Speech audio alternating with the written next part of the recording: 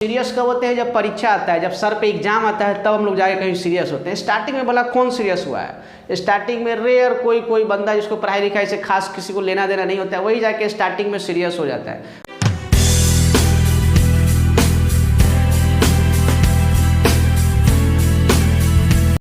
Hello guys, आप सभी का फिर से एक बार स्वागत है मेरे चैनल पे। और हम लोग का जो रिजोल्यूशन चल रहा था, आप उम्मीद करते हैं कि आप लोग धीरे धीरे उस पर पकड़ बना रहे होंगे। आप मानते हैं इस चीज़ को कि पूरा पकड़ अभी नहीं बना होगा, क्योंकि हम लोग सम बनाने में थोड़ा स्लो हैं।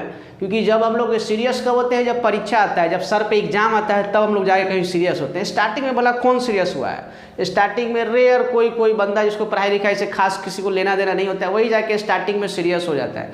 बाद बाकी हम लोग फ्री माइंड रहते हैं, ठीक है। इसलिए हम भी फ्री माइंड से धीरे धीरे चल रहे हैं और पकड़ बनाने की कोशिश कर रहे हैं कि कम से कम 2-3 सवाल अगर आप डेली बनाने का आदत डालेंगे तो आपके लिए सिलेबस आसान होते चला जाए। ज़्यादा नहीं बनाएंगे, 2-3 सवाल ही मतलब पर डे का आदत रखिए कम से कम, ताकि रिजोल्यूशन क्या पूरा कॉन्सेप्ट या पूरा जो भी सिलेबस है वो हमारे कंट्रोल में आ पाएगा, ठीक है। तो हम रिजोल्यूशन में थोड़ा सा और पकड़ बनाने के लिए हम बोले थे कि नया कॉन्सेप्ट जो छोटा छोटा बचा हुआ है वो सम के जरिए जब सम बनाते जाएंगे वहाँ पे हम लोग डिस्कस करते हुए चले जाएंगे। अगर आ गया कोई नया कॉन्सेप्ट तो ठीक है, अदरवाइज प्रैक्टिस तो करना ही हम लोग को क्वेश्चन का। क्योंकि अगर पकड़ बनाना है किसी चैप्टर पे तो उसका प्रैक्टिस जितना हम लोग करेंगे उतना ही हेल्पफुल होगा हमारे लिए, ठीक है। तो आइए हम लोग एक सम करते हैं और अपने पकड़ को मजबूत बनाते हैं।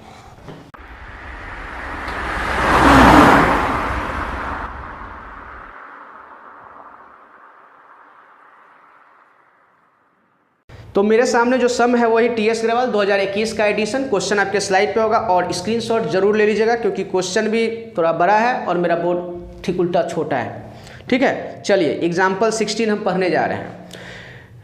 X, Y and Z who were sharing profit in the ratio of 3:2:1, यानी 3 पार्टनर है अपना, तीनों का रेशियो दिया हुआ है। Decide to dissolve the firm on 31 March 2021 when their balance sheets as follows. और इस डेट को बैलेंस शीट्स हमको दिया हुआ है, तो हमको हर लेजर को क्लोज कर देना है। सारा स्टेप हम लोग को याद है, बार बार नहीं बोरिंग करेंगे हम, ठीक है। बैलेंस शीट्स में एसेट साइड में क्या है? कैश है, डेटर है, स्टॉक है, टूल्स है, कार है, मशीन है, बिल्डिंग है, और लायबिलिटी साइड में क्रेडिटर्स और कैपिटल दिया हुआ है। सबसे आसान सवाल। Following transaction took place at the time of dissolution. और जो फील्ड में बैठने के बाद जो हो रहा है वहाँ पे एसेट्स को सेल आउट करने का प्रोसेस, लायबिलिटी को पे आउट करने का प्रोसेस, वो सब नीचे दिया हुआ है। और सबसे लास्ट लाइन में क्वेश्चन हमसे किस किस लेजर के थ्रू बंद होता है, ये तो मेरे हिसाब से अब दिमाग में उतर गया होगा। तो हमसे मांगा क्या जा रहा है? Prepare realisation accounts, capital accounts और कैश अकाउंट्स। तो तीनों हम लोग रेडी कर लेते हैं। हमसे मांगा क्या क्या जा रहा है? सबसे पहले रियलाइजेशन अकाउंट, जहां पे हर एसेट्स और आउटसाइडर लायबिलिटी को आप ट्रांसफर कर देते थे। फिर पार्टनर से रिलेटेड हम कैपिटल अकाउंट बनाते थे, जहां पे हमको पार्टनर्स का हिसाब पता चलता था कि पार्टनर्स से क्या लेना देना है, वो यहां से हमको पता चलेगा। और लास्ट में कैश अकाउंट एक बना के अपने सारे बुक्स ऑफ अकाउंट्स को क्लोज कर देते थे, ठीक है। मेरे पास 3 पार्टनर है, इसलिए 3 बॉक्स आपको बना लेना चाहिए, X, Y और Z। इधर में भी X, Y और Z। आप लोग बनाइएगा तो अपने अच्छे से बनाइएगा, अच्छे ढंग से बनाइएगा, ठीक है। पार्टिकुलर्स ये कैश का लेजर हो गया। Debit, credit, particulars. मेरे से आगे बनाने का आप कोशिश कीजिए। नया कॉन्सेप्ट तो हम लोग डिस्कस कर नहीं रहे हैं, तो आप चाहो तो मेरे से आगे चल सकते हो। अकेले हम, अकेले तुम। देखते हैं कौन बाजी मारता है, आप कि आपके सर जी, ठीक है। इस तरह से मेरा थाली रेडी हो गया। अब खाली हमको आइटम परसना है कि कौन सा आइटम कहाँ जाने का है। हमको हाउ टू क्लोज बुक्स का सारा स्टेप याद है। All assets other than cash and defer revenue expenditure outside liability transfer to realisation account at their book value. दूसरे वैल्यू से ट्रांसफर कीजिएगा तो लेजर क्लोज नहीं होगा, ध्यान रखिएगा। चलिए हम ट्रांसफर करने जा रहे हैं। पहला आइटम है कैश। चूंकि कैश ऑलरेडी कैश के फॉर्म में, इसलिए डायरेक्ट आप यहाँ भेजिएगा कैश अकाउंट में। To balance BD 25,000।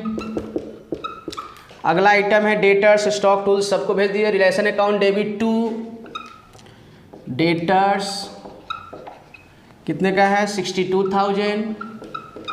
लेटर का लेजर क्लोज 2, स्टॉक का लेजर क्लोज 37,000, 2 टूल्स का लेजर क्लोज कितना है 8,000, 2 कार का लेजर क्लोज कितना है 12,000। जनरेटिव क्या हो रहा है, realisation account debit to various assets, इससे लेजर का हर एसेट्स का लेजर क्लोज हो जाएगा, ठीक है। 2 मशीनरी, इस तरह से मशीनरी का भी लेजर क्लोज 60,000, 2 बिल्डिंग का भी लेजर क्लोज हो गया। क्लियर। मेरे हिसाब से एसेट साइड में अब आपको कोई भी दिक्कत नहीं हो रहा होगा। हर एसेट्स को यानी कैश को यहाँ लिख दिया और हर एसेट्स को रियलाइजेशन में भेजा जा चुका है आगे के प्रोसेस के लिए, ठीक। लायबिलिटी साइड में देखिए क्रेडिटर्स, क्रेडिट बैलेंस होता है, इसका लेजर क्लोज करने के लिए आपको डेबिट्स करना होगा, यानी creditor account debit to realisation, तो रियलाइजेशन में बाय क्रेडिटर्स, ठीक है। कितना है मेरे पास 34,000। इस तरह से एसेट्स और लायबिलिटी हम फील्ड में भेज दिए, रियलाइजेशन में ट्रांसफर कर दिया। फिर कैपिटल दिया हुआ है एक्स वाई और जेड का, उसको भी पोस्टिंग कर देते हैं। बाय बैलेंस BD, चूँकि कैपिटल का क्रेडिट बैलेंस होता है इसलिए क्रेडिट साइड में एक्स को चाहिए 1,20,000 1,20,000, वाई को चाहिए 90,000, जेड को चाहिए 60,000। देंगे, देख लेते हैं एक बार कि इससे और फील्ड में क्या फ़ायदा नुकसान हुआ है, वो ट्रांसफ़र कर देंगे, उसके बाद दे देंगे जो हिसाब में निकलेगा। चलिए अब हम बैलेंस शीट मतलब बैलेंस शीट्स में सारा आइटम पोस्टिंग कर दिए, उसके बाद अब एडजस्टमेंट देते हैं कि एसेट्स का डिस्पोजल कैसे कैसे हो रहा है, ठीक है।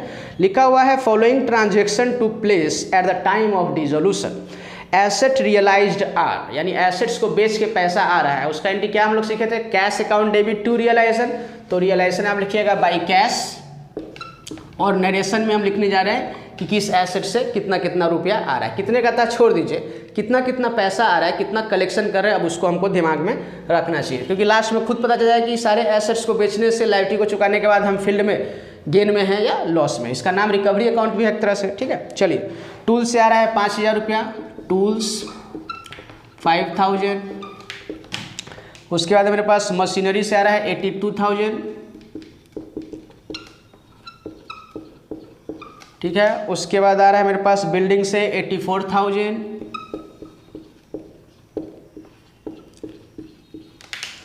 उसके बाद कार से आ रहा है 25,000,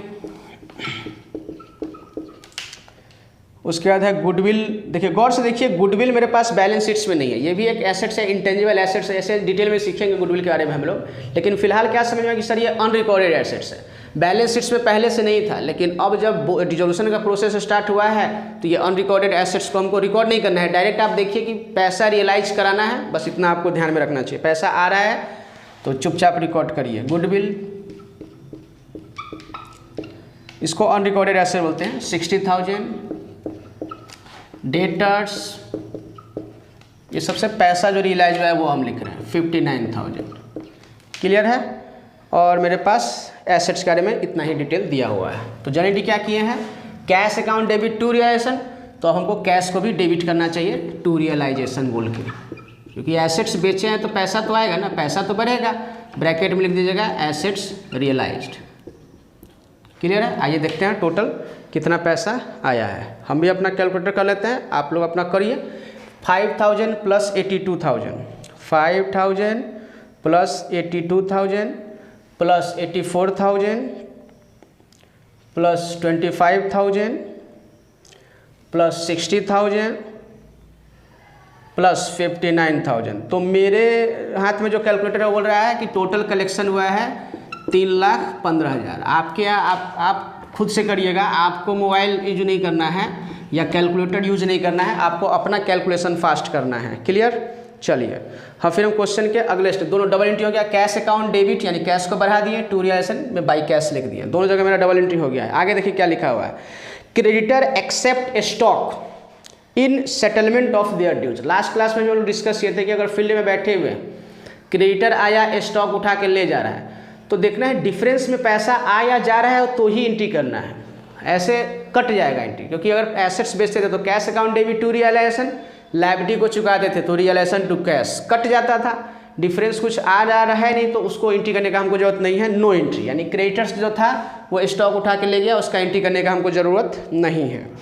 there was an unrecorded assets valued at 3,000 which was taken by X, यानी कोई अनरिकॉर्डेड एसेट्स मिल गया तो ये नहीं कि आप उसको रिकॉर्ड करने बैठ जाइए, बुक्स में नहीं है, किसी कारण से वो राइट ऑफ हो गया होगा या नहीं लिखे होंगे तो उसको अब रिकॉर्ड नहीं करना है, आपको ये देखना चाहिए रियलाइजेशन का खाली प्रोसेस देखिए, ठीक है। चूंकि इसका वैल्यू 3000 था जो एक्स लेके जा रहा है तो एक्स का कैपिटल हमको डिक्रीज करना होगा और दाम लगाए हैं उसके लिए 2000 रुपया, तो चलिए क्या होगा, कैपिटल को डिक्रीज करना होगा। तो एक्स कैपिटल अकाउंट डेबिट, ठीक है, टू रियलाइजेशन, ब्रैकेट में लिख दीजिएगा अनरिकॉर्डेड एसेट्स 2000 से इसका कैपिटल हम डिक्रीज कर दिए, जानिए क्या, capital account debit to realisation, तो रियलाइजेशन में आपको लिखना होगा बाई एक्स कैपिटल, ब्रैकेट में लीजिएगा अनरिकॉर्डेड एसेट्स टेकन 2000 रुपया। आई होप कि समझ में आ गया कि पार्टनर्स अगर एसेट उठा के ले जाता है तो उसके कैपिटल को डिक्रीज किया जाता है और एसेट्स क्रेडिटर उठा के ले जा रहा है तो हमको एंट्री करने का जरूरत नहीं है। हाँ, डिफरेंस होगा तो करेंगे, अगर पैसा आ या जा रहा होगा तो करेंगे, उस पर सेपरेट हम लोग क्वेश्चन बनाए भी थे। There was an old furniture which had been written off from the books, written off का मतलब समझा रहा है कि जब फर्नीचर खरीदे होंगे तो हम बैलेंस शीट्स में दिखाए होंगे 1 लाख, जब खरीदे होंगे तो अब हर साल उस पर डेप्रिसिएशन गया होगा, मान लीजिए 10% के रेट से तो 10-10 हज़ार गया होगा 10 साल के पीएल में, तो इस कारण से क्या हुआ कि बुक से तो वो खत्म हो गया लेकिन फिजिकल एग्जिस्टेंस तो है, मेरे यहाँ ये कुर्सी दिख रहा है फिजिकल में तो है बट बुक्स में तो नहीं है। अब क्या करेंगे, इसको फेंक तो देंगे नहीं ना, इसको सेल कर देंगे, यही है अनरिकॉर्डेड एसेट्स, केवल पैसा गिनने का एंट्री देखिए कि पैसा आ रहा है बस, ठीक है। तो Y agreed to take it, Y ले जाना चाहता है तो वाई का कैपिटल घटा देंगे कितने से, 8000 से, ठीक है। तो capital account debit to realisation 8000 से वाई का कैपिटल घट गया, ब्रैकेट में लिख दीजिएगा अनरिकॉर्डेड एसेट्स, ठीक है। क्या एंट्री हुआ, Y's capital account debit to realisation, तो रियलाइजेशन में लिखना होगा by Y's capital unrecorded assets taken, कितना 8000। हाँ, उसके बाद लिखा हुआ है firm had to pay 8000 for outstanding salary which they are not provided earlier, यानी हम कोई एंट्री छोड़ रखे हैं, अभी तक एक्सपेंस का एंट्री प्रोवाइड नहीं किए हैं और हमको वो सैलरी आउटस्टैंडिंग पे तो करना पड़ेगा, छोड़ तो नहीं सकते हैं। तो आपको लेजर खोलने का जरूरत नहीं है, आप डायरेक्ट देखिए कि पैसा आ रहा है या जा रहा है, तो ठीक है पैसा आ रहा है, पैसा जाएगा सॉरी, तो क्या कीजिएगा realisation account debit to bank और ब्रैकेट में लिख दीजिएगा आउटस्टैंडिंग सैलरी पेड, ठीक है, कितना 8000। तो भाई पैसा भी घटेगा, बाई कैश कीजिए, कैश का लेजर हम लोग कर रहे हैं मेंटेन, टू कैश कीजिए, तो इधर में आ जाएगा बाई रियलाइजेशन, ब्रैकेट में आपको लिख देना चाहिए आउटस्टैंडिंग सैलरी कितना 8000, ठीक है। उसके बाद देखते हैं क्या है, prepare realisation account, capital account और कैश अकाउंट। अगला काम होता है पैकअप ही करने का, क्योंकि सारा आइटम हम पोस्ट कर दिए हैं, तो पैकअप सबसे पहले किसको करते हैं, इसको रियलाइजेशन को। यहाँ से पता चलेगा कि गेन में है या लॉस में है, गेन में होंगे तो कैपिटल बढ़ेगा, लॉस में होंगे तो कैपिटल घटेगा, ठीक है। आप लोग अपना इसको कैलकुलेट करिए, हम भी कर ले रहते हैं अपना, ठीक है। 34,000 प्लस 3,15,000 प्लस 2,000 प्लस 8,000, तो इधर का मेरा टोटल आ गया 3,59,000। डेबिट साइड का देख लेते हैं एक बार, 62,000 plus 37,000 plus 8,000 plus 12,000 plus 60,000 plus 1 lakh plus 8,000, तो इधर का है 287, इसका मतलब हम लोग गेन में हैं, ठीक है। तो हायर फिगर लिख लीजिए दोनों साइड, उसमें से इधर का टोटल हम माइनस कर रहे हैं 2,87,000, तो मेरा गेन आ गया 72,000 का। ये गेन ट्रांसफ़र कर देना चाहिए आपको, किसको किसको, realisation gain transfer to X Y और जेड, जो रेशियो है इसका 3:2:1 में, ठीक है, 3:2:1 में डायरेक्ट वहाँ कर देते हैं, ठीक है। तो यहाँ लिख लीजिए बाई रियलाइजेशन, ब्रैकेट में लीजिए गेन। चलिए एक्स का देखते हैं कितना होगा, 72,000 में 72,000 इंटू 3/6, तो इसका हो गया 36,000 y का हम लोग देख रहे हैं 72,000 इंटू 2/6, तो ये हो गया 24,000 y के लिए। अब z का देख लीजिए 72,000 इंटू 1/6, इसका हो गया 12,000। मेरे हिसाब से इसको पैक करने में आपको दिक्कत नहीं है। अब कैपिटल अकाउंट को पैक करिए कि इसको कितना चाहिए हिसाब में देख लेते हैं। एक्स का केवल देख लेते हैं पहले। एक्स का है 1,20 प्लस 36, 1,20,000 प्लस 36,000 36,000 माइनस ये कुछ एसेट्स भी ले गया है 2,000 का। पहले यहाँ देख लीजिए 1,56,000, 1,56,000, ठीक है। अब देखिए ये 2,000 का एसेट्स ले गया, यानी इसको हम देंगे 1,54,000, ठीक है। क्लियर है। अब वाई का देखिए 90,000 चाहिए था इसको, प्लस गेन हो गया फील्ड में 24,000 का, तो इसका हो गया 1,14,000, 1,14,000। ये भी कुछ एसेट्स उठा के ले गया है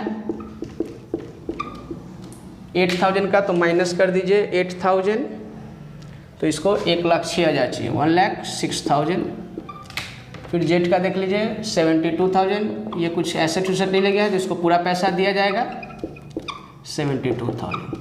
जब बिजनेस स्टार्ट किया था तो एंट्री क्या हुआ था, cash account debit to capital account. जब बिजनेस शट डाउन एंट्री हुआ तो क्या होगा, capital account debit to cash. इस एंट्री के साथ में ही पार्टनर्स को हम हिसाब क्लियर कर दिए और कैश भी घटा दीजिए।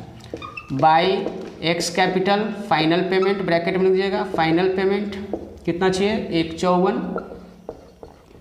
बाई वाइज कैपिटल ब्रैकेट में final payment 1,06,000, by jets capital bracket में फाइनल पेमेंट्स 72,000। अब कैश अकाउंट अगर मेरा टैली है, इसका मतलब फर्म का हाथ खाली हो गया, फर्म क्लोज हो गया। आइए देखते हैं क्या है। इधर का है 25,000 प्लस 3,15,000, तो ये है 3,40,000 आ गया इधर का टोटल। उधर का एक बार चेक कर लीजिए, भगवान से दुआ कीजिए कि हो इतना। 8,000 प्लस 1,54,000 प्लस 1,06,000 प्लस 72,000, 3,40,000। करेक्ट है, पूरा मार्क्स आप उठा लिए, ठीक है। इसी तरह आप और सम बनाने का कोशिश कीजिएगा, ठीक है। मिलते हैं अगले सम में। एक अगर कॉन्सेप्ट होगा तो फिर वहाँ डिस्कस कर लेंगे। इसमें तो कोई कॉन्सेप्ट मिला नहीं, लेकिन कम से कम आइडिया धीरे धीरे आपका पक्का इस पर मजबूत होते चला जाएगा। अगर अभी तक आप लोगों ने मेरे चैनल को सब्सक्राइब नहीं किया है तो रिक्वेस्ट है कि सब्सक्राइब कीजिए, लाइक कीजिए, शेयर कीजिए, ठीक है। तब तक के लिए थैंक यू।